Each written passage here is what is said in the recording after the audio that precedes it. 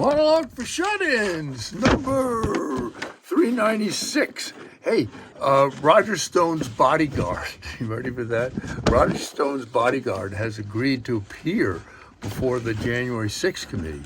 Of course, my first question would be, were you ever conflicted about being a bodyguard for Roger Stone? I mean, did you ever say to yourself, I'm supposed to take a bullet for that? IKEA has closed all of its stores and factories in Russia because IKEA feels that Russia should spend its time reassembling Ukraine first. And the Russian economy is collapsing because of the sanctions. Yeah, right now the ruble is worth less than a penny.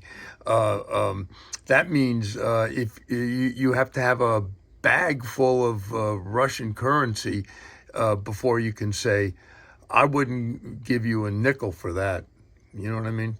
Hey, 2 million Fitbit watches, smartwatches, the 2 million Fitbit smartwatches are being recalled because the watches can cause third-degree burns. Yeah, that means if you wear your Fitbit to the gym and you feel the burn, it's just your wrist.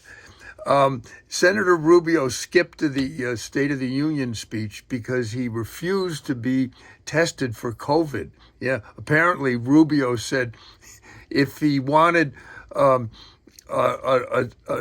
have a stick up my nose, I'd be playing hockey for the NHL. But speaking of the President Biden, do you realize that he always looks like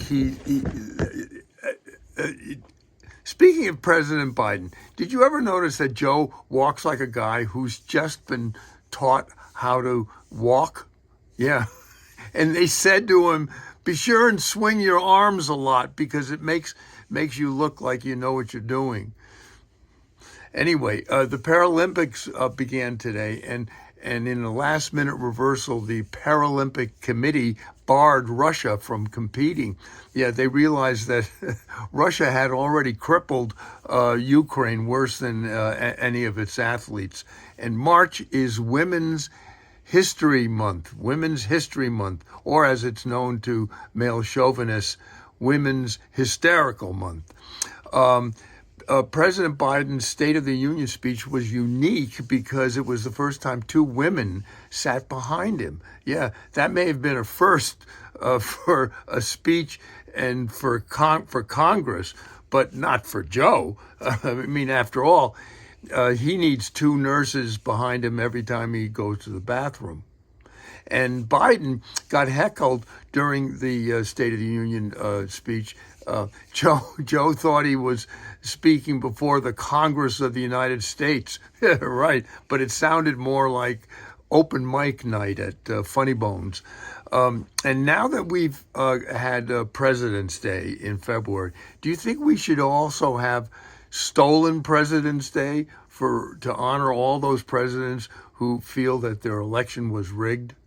And that is Monologue for Shut-Ins number 396.